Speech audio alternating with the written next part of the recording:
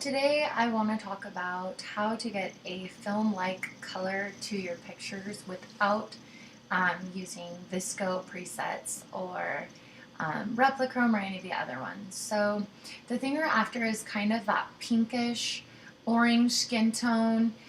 The reds are a little bit more orangey. The greens have a lot more blue in them. There's a little bit of a yellowy green tint usually in the shadows. So this was the picture before, and then there's the picture after. So I'm just going to run through the different settings that I did. So we started here where I just bumped up the exposure to the picture from that to 55.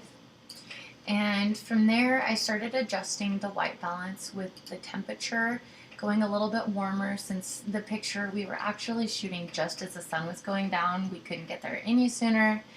And so I've got to cancel out kind of that ruddy look that the picture started with.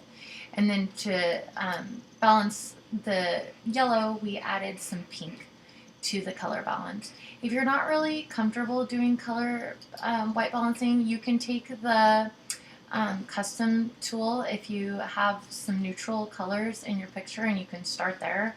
I don't usually get the best results with that. As you can see on the top preview right here, it kind of ends up all over the place. Another thing you can do is open a picture that has that was shot with film that you're trying to emulate and kind of use that as a reference. We did a profile correction for the camera just to take out any lens vignetting and distortion. And from there, I really like to mess with the camera calibration. And like I said, the colors in film are slightly different. So we started by moving this over, which adds more yellow to the reds. And then you go back really quick. So then from there, we messed with the green slider. We took that over to add more blue. And then I bumped the red over a little bit more as I was kind of adjusting things, and took it down a little bit. We brought the highlights down just a little bit to even out the picture, and brought the shadows up. And then in the mid-tones is where I gave the bump. So you kind of get this little Z effect with your tone curve.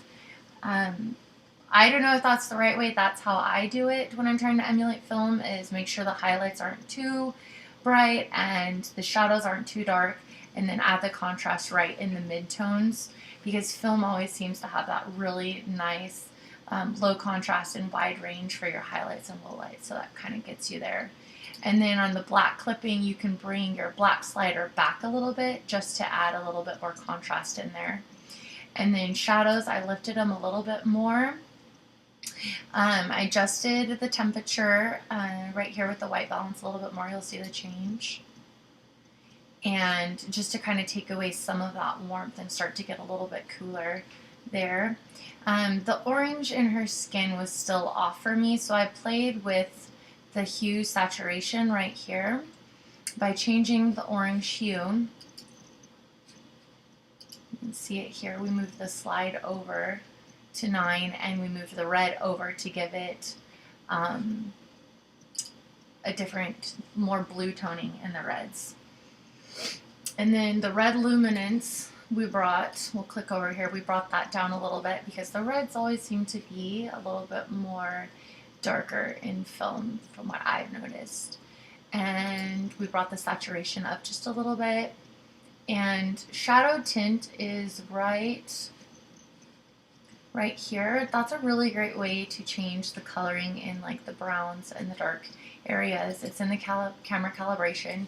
So we just moved it over to the greens a little bit right there. I lowered the contrast a little bit more. And then I started playing with the channel curves, which you can find right here. You can click through to blue, red, green, and RGB. It shows all of them at once. So we adjusted those a little bit. We can click through and you can see it kind of started pulling them around and looking.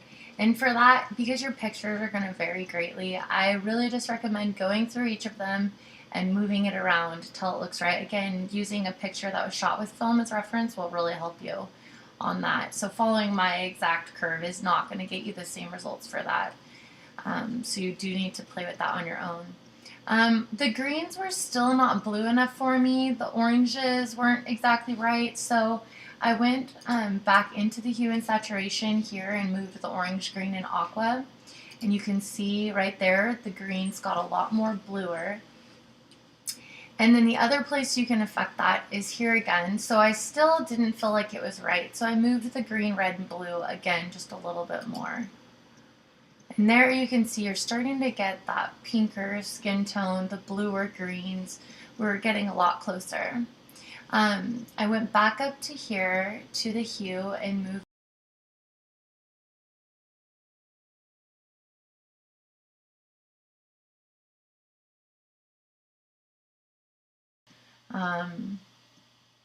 here I was playing with spot removal for a few different things and I cropped it in.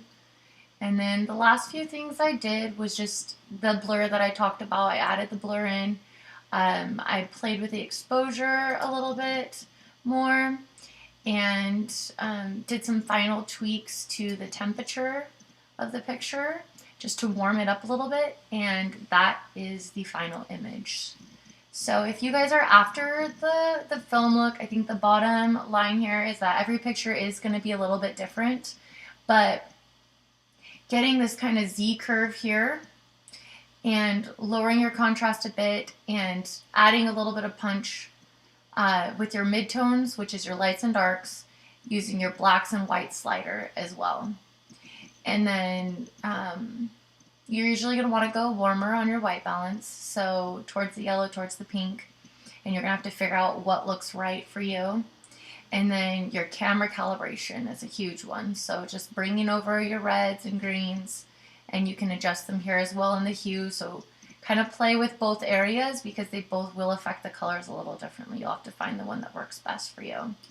And luminance on your red should usually be down, red and green. So if you guys play with the settings, let me know what you come up with. I'd love to see how the results are for your pictures. Thanks for watching.